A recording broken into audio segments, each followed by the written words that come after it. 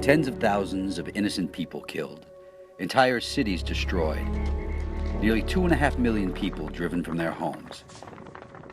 South Sudan, the world's newest nation, is being torn apart by a horrific civil war fueled by massive corruption.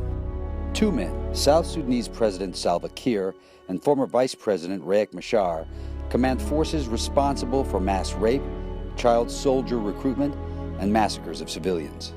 Top officials in South Sudan have built personal fortunes while their country suffers. They've hijacked the state, looting natural resources, robbing state coffers, killing anyone who gets in their way.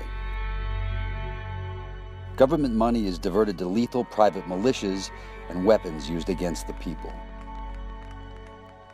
To try to stop this corruption-fueled violence, we formed the Sentry to investigate, disrupt, and dismantle the networks benefiting from the violence in East and Central Africa, the deadliest war zone in the world.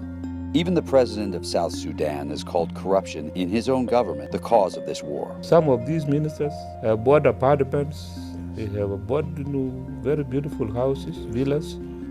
They are hiding it in Kenya. You know this. And they have refused to reveal. Beautiful houses, hidden wealth, he should know. President Kiir's official salary is $60,000 a year, but among the Kiir family getaways is this elegant villa in Lavington, an upscale community in Nairobi, Kenya. The president's family has lived in luxury outside the country. They post videos partying in five-star hotels, driving expensive cars, and jet-setting around the world, while average South Sudanese are living through hell. How did they take this money there to buy? Good question. Sentry investigators found the president's closest inner circle, his wife, children, several powerful in-laws, are part owners of oil companies, mining firms, banks, casinos, and an airline. They left a trail of insider deals, corrupt contracts, and outright fraud. One company, owned by the president's in-laws, stole millions of dollars that were supposed to buy food for hungry citizens. They're also in a murky venture with a major multinational oil company, Petronas. One of the in-laws in that oil partnership, the president's brother-in-law, is a major general in the army. In the ongoing battle over power, President Kiir has stoked the conflict by twice firing Vice President Machar. Yet Machar is no innocent victim. He's been playing the same dirty financial game. Machar tried to sell off the country's oil to a Russian arms dealer in return for deadly weapons, while his family lives in different homes outside South Sudan, far from the war zone. And now his family stays here, in Lavington, in the same neighborhood as President Kiir.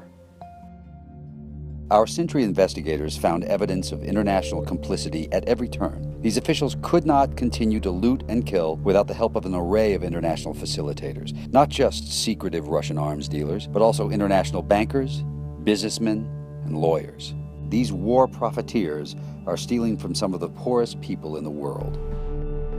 I have written even to President Obama to tell him that they helped me to recover this money.